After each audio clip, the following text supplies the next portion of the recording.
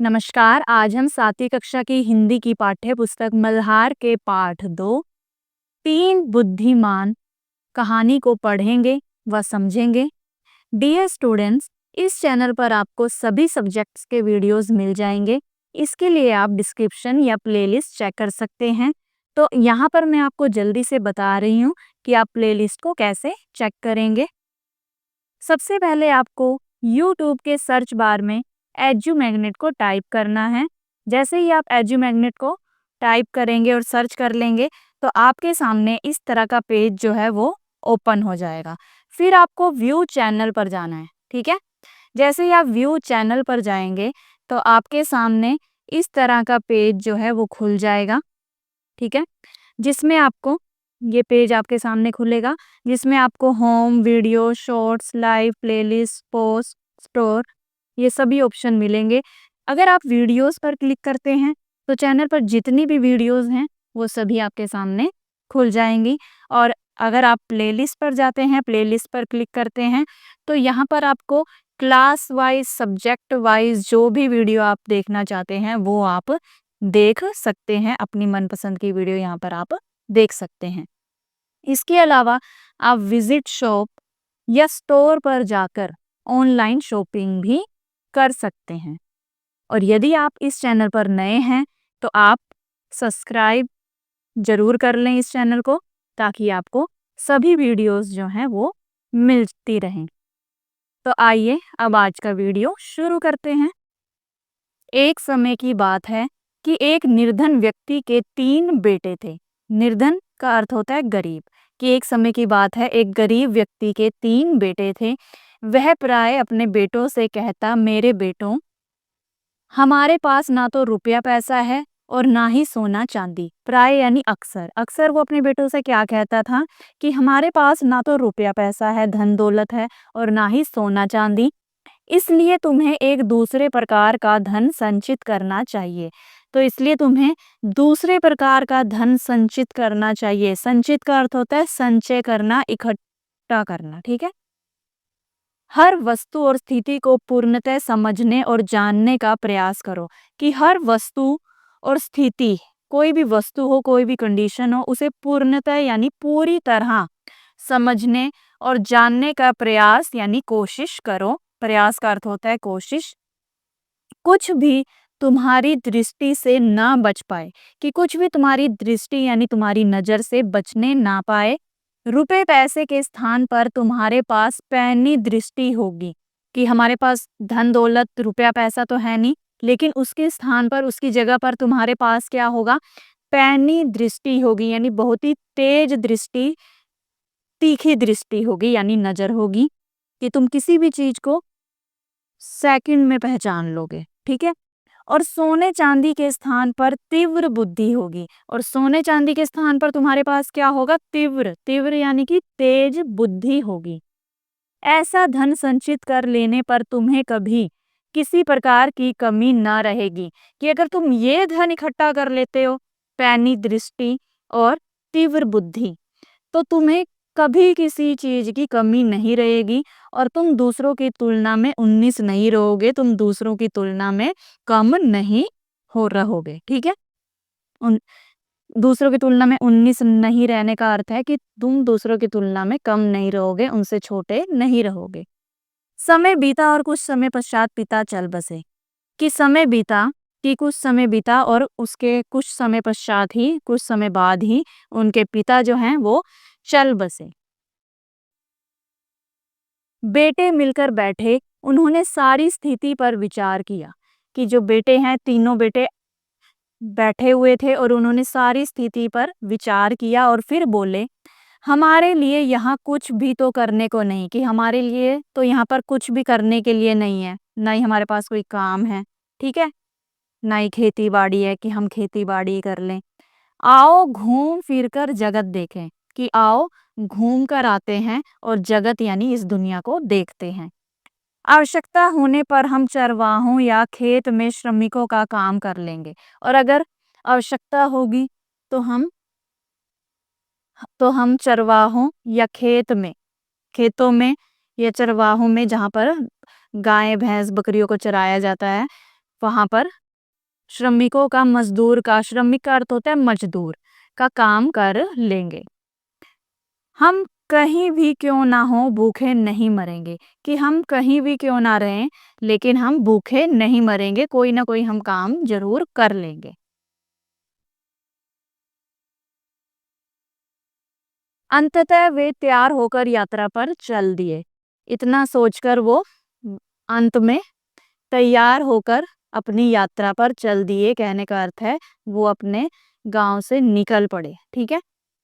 उन्होंने सुनसान वीरान घाटियां लांघी और ऊंचे ऊंचे पहाड़ों को पार किया। इस तरह वे लगातार 40 दिन तक चलते रहे। कि उन्होंने सुनसान वीरान, बहुत ही सुनसान जगह थी, वीरान जो घाटियां थी उन्हें लांघा, लांघना यानी उन्हें पार किया, और ऊंचे ऊंचे पहाड़ों को पार किया। इस तरह वे लगातार 40 दिनों तक चलते रहे। लगभग उन्हें कितने दिन हो गए? चलते चलते उन्हें 40 दिन हो गए। उनके पास जितना खाने पीने का सामान था अब तक समाप्त हो गया था। जितना भी वो खाने पीने का सामान साथ लाए थे वो खाने पीने का सामान भी समाप्त हो गया, यानी खत्म हो गया। वे थककर चूर हो गए, वो पूरी तरह से थक चुके थे और उनके पैरों में छाले पड़ गए थे, और चलते चलते उनके पैरों में छाले भी पड़ गए थे। किंतु सड़क थी कि समाप्त होने को नहीं आ रही थी, लेकिन वो अपनी मंजिल तक ही नहीं पहुंच पा रहे थे। उन्हें ऐसा लग रहा था कि ये सड़क जो है वो कभी समाप्त ही नहीं होगी, हमें चलते ही जाना पड़ेगा। वे आराम करने के लिए रुके और पुनः आगे चल दिए। फिर वो जब थक गए तो वो आराम करने के लिए थोड़ा रुके और उसके बाद दोबारा, पुनः का अर्थ होता है दोबारा, आगे चल दिए। अंत में उन्हें अपने सामने वृक्ष और मकान दिखाई दिए। वे एक बड़े नगर के पास पहुंच गए थे। फिर अंत में चलते चलते उन्हें सामने एक वृक्ष यानी पेड़ दिखाई दिया और ये मकान दिखाई दिए बहुत सारे। तो अंत में वो कहाँ पहुंच गए? एक बड़े नगर के पास पहुंच गए थे। तीनों भाई बहुत प्रसन्न हुए और शीघ्रता से पग बढ़ाने लगे। तीनों भाई बहुत ही खुश हुए कि हम किसी नगर के पास पहुंच गए हैं। प्रसन्न का अर्थ होता है खुश, और शीघ्रता से पग बढ़ाने लगे, और शीघ्रता यानी जल्दी जल्दी वो पग यानी अपने कदम बढ़ाने लगे। जब वे नगर के बिल्कुल निकट पहुंच गए तो सबसे बड़ा भाई अचानक रुका। उसने धरती पर दृष्टि डाली और बोला कि जब वे नगर के बिल्कुल पास पहुंच गए, निकट पहुंच गए, तो सबसे बड़ा जो भाई था वो अचानक से रुक गया। उसने धरती पर, जमीन पर नजर डाली और बोला, थोड़ी ही देर पहले यहाँ से एक बहुत बड़ा ऊंट गया है। क्या बोला वो? कि थोड़ी देर पहले ही यहाँ पर से एक बहुत बड़ा ऊंट गया है। शायद उसने वहां पर जमीन पर ऊंट के पैरों के निशान देखे होंगे।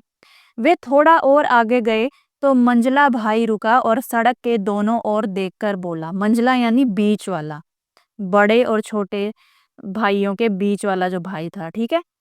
वे थोड़ा और आगे गए तो मंझला भाई रुका और सड़क के दोनों ओर देखकर बोला। उसने सड़क के दोनों ओर, दाईं और बाईं दोनों ओर देखा और क्या कहा? संभवतः वह ऊंट एक आंख से नहीं देख पाता होगा। किस हो सकता है कि वो ऊंट जो है एक आंख से नहीं देख पाता होगा, यानी एक आंख से वो अंधा होगा। वे कुछ और आगे गए तो सबसे छोटे भाई ने कहा, ऊंट पर एक महिला और एक बच्चा सवार थे। और जब वो कुछ और आगे गए तो सबसे छोटा भाई बोला कि ऊंट पर एक महिला और एक बच्चा सवार था। बिल्कुल सही, दोनों बड़े भाइयों ने कहा, और वे तीनों फिर आगे बढ़ चले। फिर उन्होंने, दोनों बड़े भाइयों ने क्या कहा कि बिल्कुल सही कह रहे हो तुम, और फिर वो आगे की ओर बढ़ चले। कुछ समय पश्चात एक घुड़सवार उनके पास से निकला। सबसे बड़े भाई ने उसकी ओर देखकर पूछा, घुड़सवार, तुम किसी खोई हुई वस्तु को ढूंढ रहे हो ना? घुड़सवार ने घोड़ा रोककर उत्तर दिया, हाँ। कि कुछ समय बाद ही एक घुड़सवार, घोड़े पर सवार व्यक्ति जो है उनके पास से निकला, और सबसे बड़े भाई ने उसे देखकर पूछा कि घुड़सवार, तुम किसी खोई हुई वस्तु को ढूंढ रहे हो, कि तुम्हारी कोई वस्तु जो है वो गुम हो गई है, तुम उसे ही ढूंढ रहे हो ना? तो फिर उसने क्या उत्तर दिया? हाँ। फिर बड़ा भाई क्या कहता है, तुम्हारा ऊँट खो गया है ना? सबसे बड़े भाई ने पूछा। फिर वो जवाब देता है, हाँ, बहुत बड़ा-सा। वो कहता है, हाँ। फिर वो कहता है, वह एक आँख से नहीं देख पाता था ना? कौन बोलता है ये? मंझला भाई, ठीक है? जो बीच वाला भाई था वो बोलता है। फिर वो कहता है, हाँ। फिर छोटा भाई कहता है, एक छोटे से बच्चे के साथ उस पर महिला सवार थी ना? सबसे छोटे भाई ने सवाल किया उस घुड़सवार से। फिर वो घुड़सवार तीनों भाइयों को शंका की दृष्टि से देखने लगता है। घुड़सवार ने तीनों भाइयों को शंका की दृष्टि से देखा और बोला, शंका यानी कि शक की नजरों से देखा, ठीक है? और बोला, तो तुम्हारे पास है मेरा ऊंट, तुरंत बताओ तुमने उसका क्या किया? हमने तुम्हारे ऊंट का मुंह तक नहीं देखा, भाइयों ने उत्तर दिया। तीनों भाइयों ने क्या कहा कि हमने तो तुम्हारे ऊंट का मुंह तक नहीं देखा, तो तुम्हें उसके बारे में सभी बातें कैसे पता चली? कौन पूछता है ये? घुड़सवार पूछता है कि फिर तुम्हें उनके बारे में, मेरे ऊंट के बारे में ये सब बातें कैसे पता चली? फिर वो कहते हैं, क्योंकि हम अपनी आँखों और बुद्धि से काम लेना जानते हैं। भाइयों ने उत्तर दिया कि हमारी जो बुद्धि है वो बहुत ही तीव्र है और हमारी जो आँखें हैं, दृष्टि है वो बहुत ही पैनी है। शीघ्रता से उस दिशा में अपना घोड़ा दौड़ाओ। उन्होंने एक दिशा दिशा की ओर इशारा किया कि शीघ्रता से, जल्दी से उस दिशा की ओर जाओ, तुम्हें तुम्हारा जो ऊँट है वो वहीं मिल जाएगा। वहाँ तुम्हें तुम्हारा ऊँट मिल जाएगा। फिर जो घुड़सवार है वो कहता है, नहीं। ऊंट के स्वामी ने उत्तर दिया, मैं उस दिशा में नहीं जाऊंगा, मेरा ऊंट तुम्हारे पास है और तुम्हें ही उसे मुझे लौटाना पड़ेगा।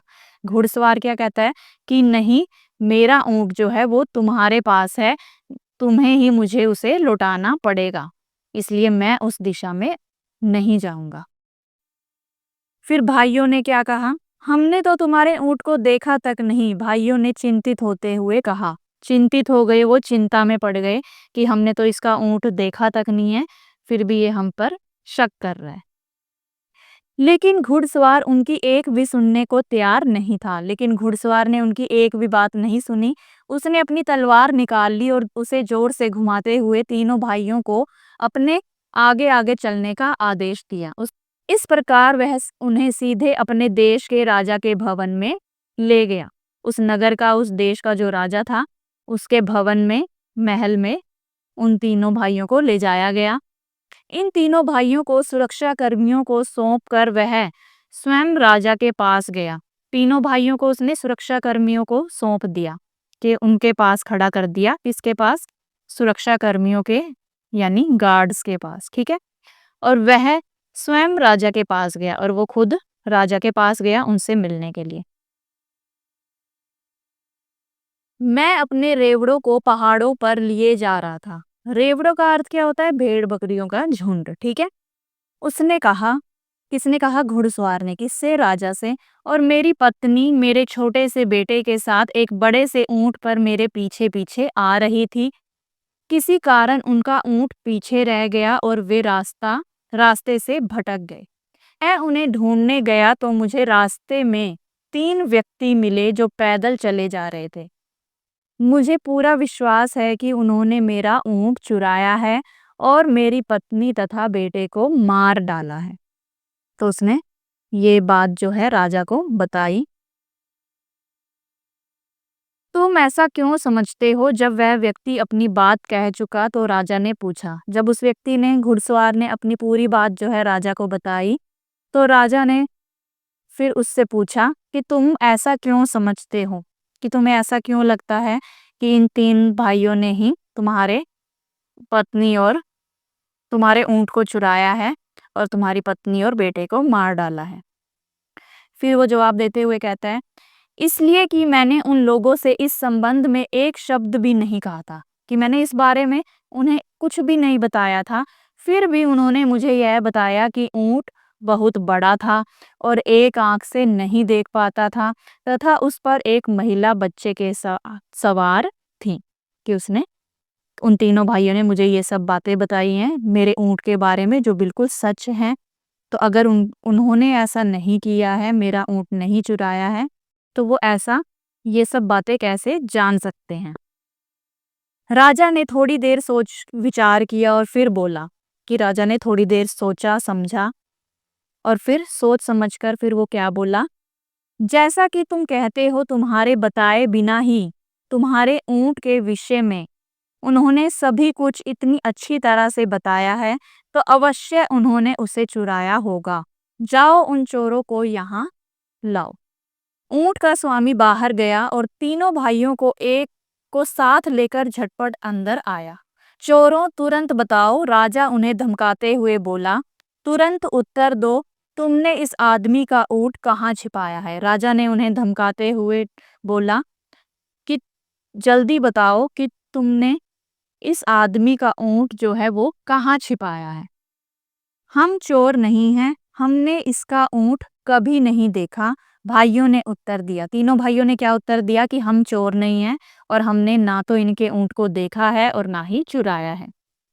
तब राजा बोला, इस व्यक्ति के कुछ भी बताए बिना तुमने ऊंट के विषय में सब कुछ बिल्कुल सही बता दिया। अब तुम यह कहने का कैसे साहस करते हो कि तुमने उसे नहीं चुराया? कि तब राजा क्या बोला कि तुमने इस व्यक्ति के कुछ बिना बताए ही उसके ऊँट के बारे में सब कुछ सही-सही बताया था कि उस वो जो ऊँट है वो एक आँख से अंधा था, ठीक है? उस पर एक महिला और बच्चा सवार थी। ये बातें महाराज, इसमें तो आश्चर्य की कोई बात नहीं है, भाइयों ने उत्तर दिया। भाइयों ने क्या उत्तर दिया कि इसमें हैरानी की, आश्चर्य की कोई भी बात नहीं है। आश्चर्य का अर्थ क्या होता है? हैरानी। बचपन से ही हमें ऐसी आदत पड़ गई है कि हम कुछ भी अपनी दृष्टि से नहीं चूकने देते, कि कुछ भी घटना घटती है तो हमारी नज़र जो है उस पर सबसे पहले पड़ जाती है। हमने अपने परिवेश को पैनी दृष्टि से देखने और बुद्धि से सोचने के प्रयास में बहुत समय लगाया है। इसलिए ऊंट को देखे बिना ही हमने बता दिया कि वह कैसा है। कि हमने जो अपने परिवेश है, हमारे आसपास जो भी चीजें हैं, उन्हें अपनी पैनी दृष्टि से, अपनी जो तीखी नजर है उससे देखने और बुद्धि से सोचने के प्रयास में यानी कोशिश में बहुत समय लगाया। इसलिए हमने ऊंट को देखे बिना ही बता दिया कि वह कैसा है। राजा हंस दिया। किसी को भी देखे बिना ही उसके विषय में क्या इतना कुछ जानना संभव हो सकता है? उसने पूछा। हाँ, संभव है, भाइयों ने उत्तर दिया। राजा ने क्या पूछा कि किसी को भी देखे बिना तुम उसके बारे में इतना कुछ बता दोगे? क्या ये बात संभव है कि ऐसा हो सकता है? फिर भाइयों ने क्या उत्तर दिया? हाँ, ये बात संभव है, ऐसा हो सकता है। तो ठीक है, हम अभी तुम्हारी सच्चाई की जांच कर लेंगे। तब राजा ने कहा, तो ठीक है, हम तुम्हारी सच्चाई की, जो तुम कह रहे हो, अगर वो ऐसा है, यही बात सच है, तो हम इसकी जांच पड़ताल करेंगे। राजा ने उसी समय अपने मंत्री को बुलाया और उसके कान में कुछ फुसफुसाया। कि राजा ने उसी समय अपने मंत्री को बुलाया, ठीक है, और उसके कान में कुछ बात बात कही, ठीक है। मंत्री तुरंत मंत्री तुरंत महल के बाहर चला गया, लेकिन शीघ्र ही वह दो सेवकों के साथ लौटा। किसके साथ लौटा वो? दो सेवकों के साथ, जो मंत्री है वो लौटा, जो एक बहुत बड़ी बड़ी सी पेटी लाए थे। दोनों ने पेटी को बहुत सावधानी से द्वार के पास ऐसे रख दिया कि वह राजा को दिखाई दे सके और स्वयं एक ओर हट गए। कि उन्होंने बड़ी सी पेटी ले आए और उस पेटी को सावधानी से द्वार यानी दरवाजे के पास रख दिया और ऐसे रखा कि इस राजा को वो पेटी साफ साफ दिखाई दे और स्वयं जो है वो एक ओर हट गए, साइड हो गए।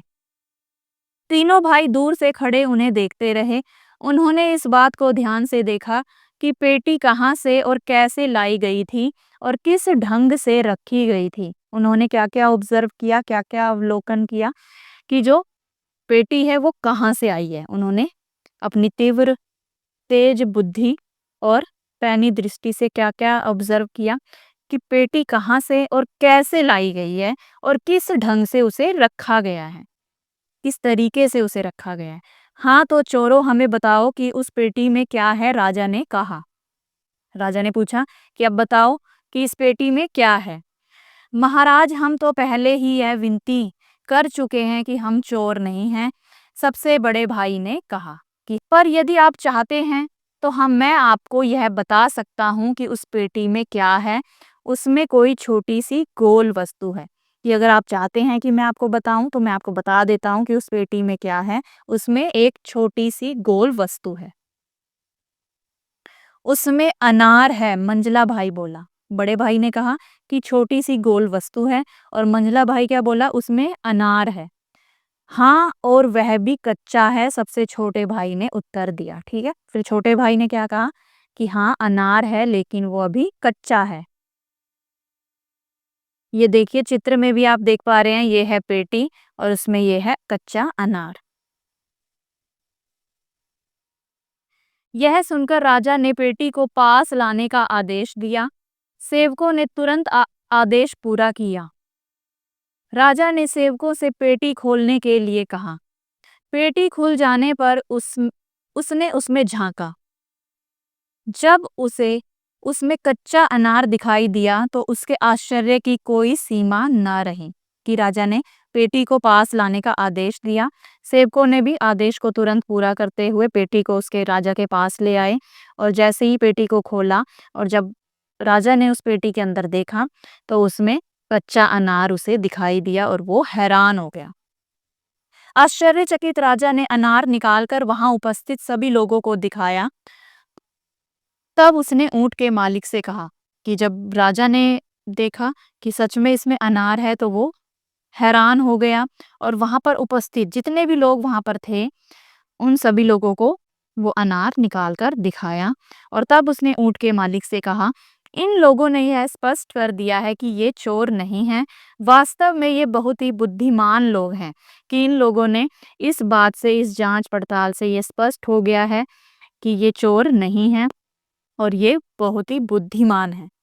तुम इनके बताए रास्ते पर जाकर अपने ऊंट को खोजो। कि इन्होंने जो रास्ता तुम्हें बताया था, जिस दिशा की ओर जाने के लिए कहा था, उसी दिशा की ओर तुम जाओ और अपने ऊंट को ढूंढो। राजा के महल में उस समय उपस्थित सभी लोगों के आश्चर्य का कोई ठिकाना न था।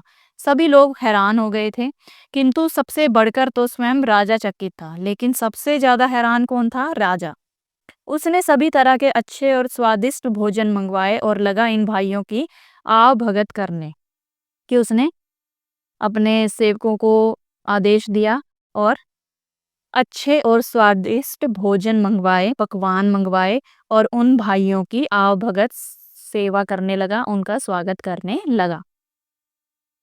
तुम लोग बिल्कुल निर्दोष हो और जहां भी जाना चाहो जा सकते हो। फिर राजा ने क्या कहा कि तुम लोग जो हो निर्दोष हो, तुम्हारा कोई दोष नहीं है और तुम जहां जाना चाहते हो जा सकते हो, किंतु जाने से पहले तुम मुझे सारी बात विस्तार के साथ बताओ। तुम्हें यह कैसे पता चला कि उस व्यक्ति का ऊंट खो गया है, और तुमने यह कैसे जाना कि ऊंट कैसा था? कि जाने से पहले मुझे ये बात ज़रूर बताते जाओ कि तुम्हें कैसे पता चला कि उस व्यक्ति का ऊँट खो गया है, और तुमने यह कैसे जाना कि ऊँट कैसा था?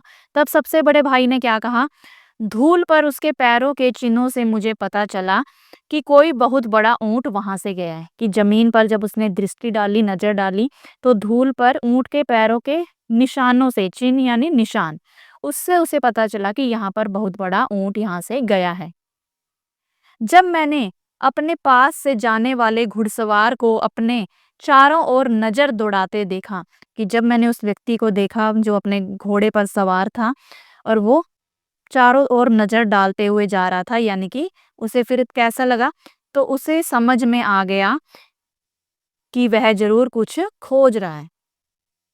बहुत अच्छा, राजा ने कहा। अच्छा, अब यह बताओ कि तुम में से किसने इस घुड़सवार को यह बताया था कि उसका ऊंट एक ही आंख से देख पाता है? उसका तो सड़क पर चिन्ह नहीं रहा होगा। कि अब तुम तीनों में से ये किसने कहा था कि उसका जो ऊंट है वो एक आंख से देख पाता है, यानी एक आंख से अंधा है?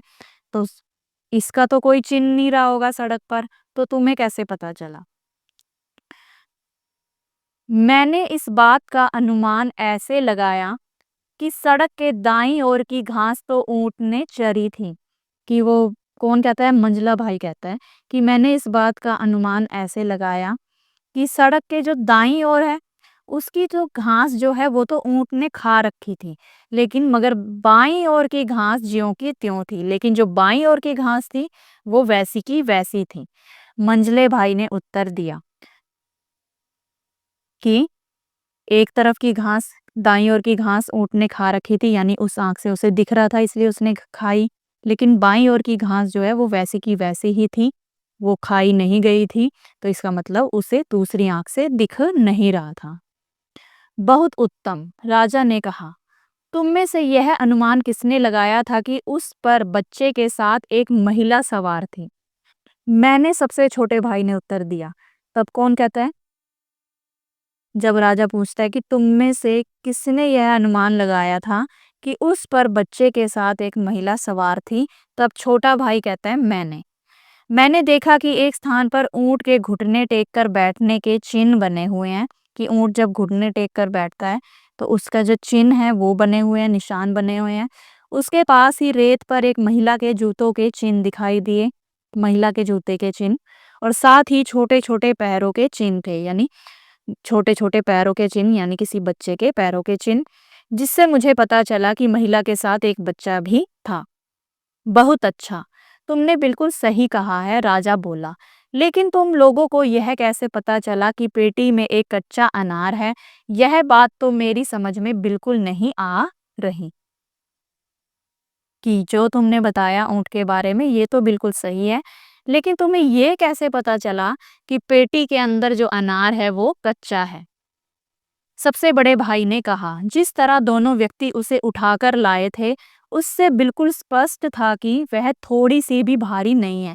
कि जिस तरह दोनों व्यक्ति उस पेटी को उठाकर ला रहे थे, उससे बिल्कुल साफ साफ पता लग रहा था कि वो बिल्कुल भी भारी नहीं है।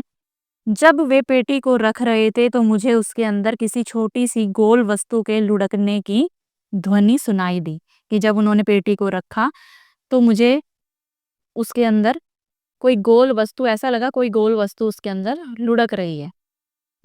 फिर मंझला भाई बोला, मैंने ऐसा अनुमान लगाया कि क्योंकि पेटी उद्यान की ओर से लाई गई थी, उद्यान यानी कि बगीचे की ओर से, और उसमें कोई छोटी सी गोल वस्तु है, तो वह अवश्य अनार ही होगा। कारण कि आपके महल के आसपास अनार के बहुत से पेड़ लगे हुए हैं। तो यानी कि जब तीनों भाइयों को उस भवन में लाया गया तो उन्होंने आसपास के जगह को उन्होंने अच्छे से देखा था। फिर उसे क्या पता चला उस भाई को कि इसके अंदर जो गोल वस्तु है वो जरूर अनार ही होगी, क्योंकि यहाँ महल के आसपास अनार के बहुत से पेड़ लगे हुए हैं। बहुत अच्छा, राजा ने कहा, और उसने सबसे छोटे भाई से पूछा, लेकिन तुम्हें यह कैसे पता चला कि अनार जो है वो कच्चा है? फिर उसने क्या उत्तर दिया, इस समय तक उद्यान में सभी अनार कच्चे हैं, यह तो आप स्वयं ही देख सकते हैं। उसने उत्तर दिया और खुली हुई खिड़की की ओर संकेत किया, और महल की जो खिड़की जो खुली हुई थी उसकी ओर इशारा करते हुए कहा कि आप उद्यान में खुद ही देख सकते हैं कि जितने भी अनार हैं वो कच्चे हैं। राजा ने बाहर देखा तो पाया कि उद्यान में लगे अनार के सभी वृक्षों पर कच्चे अनार लटक रहे थे। राजा ने बाहर की ओर देखा तो क्या देखा कि बगीचे में जितने भी अनार हैं, जितने भी वृक्षों पर अनार लगे हुए हैं वो सभी क्या हैं, कच्चे हैं। राजा इन भाइयों की असाधारण पैनी दृष्टि और तीक्ष्ण बुद्धि से चकित रह गया। राजा उनकी ये बातें सुनकर, उनका ये तर्क सुनकर बहुत ही हैरान हो गया। धन संपत्ति या सांसारिक वस्तुओं की दृष्टि से तो तुम धनवान नहीं हो, लेकिन तुम्हारे पास बुद्धि का बहुत बड़ा कोष है। उसने प्रशंसा करते हुए कहा और उन्हें अपने दरबार में रख लिया। राजा ने उन तीनों भाइयों की प्रशंसा करते हुए कहा कि बेशक तुम्हारे पास धन दौलत और सांसारिक वस्तुएं नहीं हैं जो एक सुखी जीवन जीने के लिए चाहिए होती हैं। बेशक तुम धनवान नहीं हो, लेकिन तुम्हारे पास सबसे बड़ा खजाना है, वो है तुम्हारी बुद्धि। कोष का अर्थ क्या होता है? खजाना, ठीक है। कोष का अर्थ होता है खजाना। तो वो क्या है? तुम्हारे पास तो सबसे बड़ा खजाना है और वो है तुम्हारी तीव्र बुद्धि। और राजा ने उन तीनों भाइयों को अपने दरबार में रख लिया। आशा करती हूँ आपको यह कहानी बहुत ही अच्छी लगी होगी और अच्छे से समझ में आई होगी। अगली वीडियो में हम इसी पाठ के प्रश्न उत्तर करेंगे। मिलते हैं अगली वीडियो में। तब तक के लिए नमस्कार।